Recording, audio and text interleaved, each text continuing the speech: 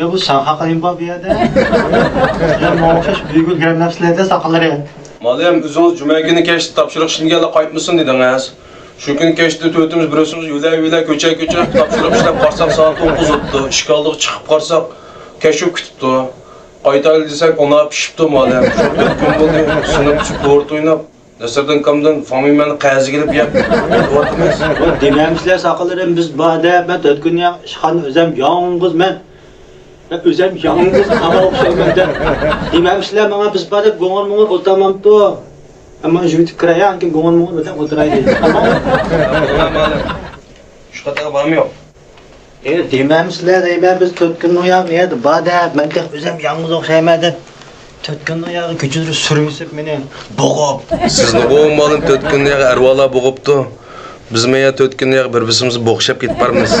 Ko'rib chiqilsa kun ahamiyatli o'tmaydi qaranganda. Ahamiyatli ishlar bor. Shu ishlarni qilsak kun tezroq o'tadi. Qandaqa? Ya bo'ldi mana biz ahmiyat ishni cheg'inib ketdik. Sizdan ham ish qilaylik. Qandaqda? Men hozir bir she'r deyman.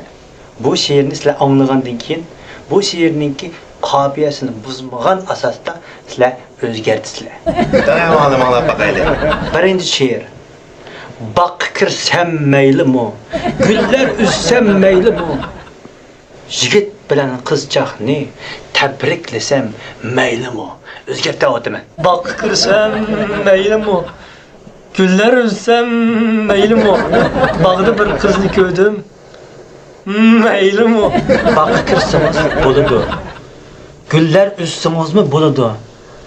Bag'da ko'rgan qizlar qalaymoq charchaqsangiz bo'lmaydi. Hali yaxshiroq bag'da yurmaydi. Sizga kichik. Endi ikkinchi maqol tamsilimizga kelsak, ikkinchi maqol tamsilini men deyman.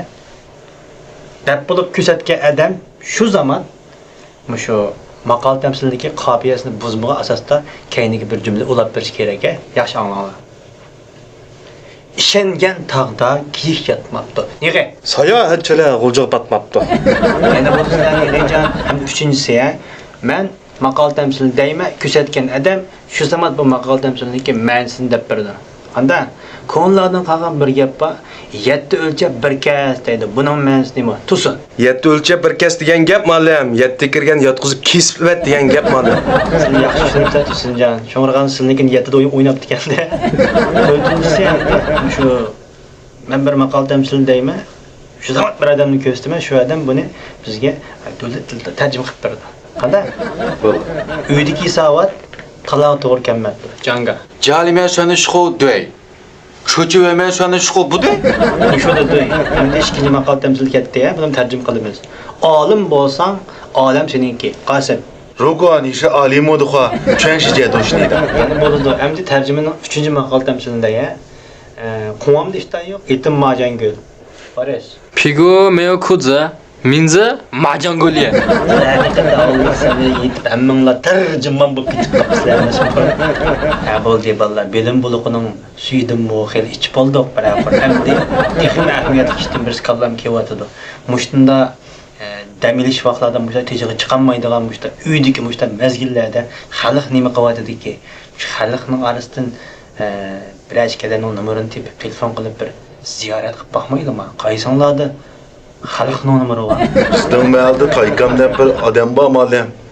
Azaraq itizdin işini qılmısılı neri söyleydin. Aşağıdan telefon qilib baqaydım numeri var mende. Tele numeri ne?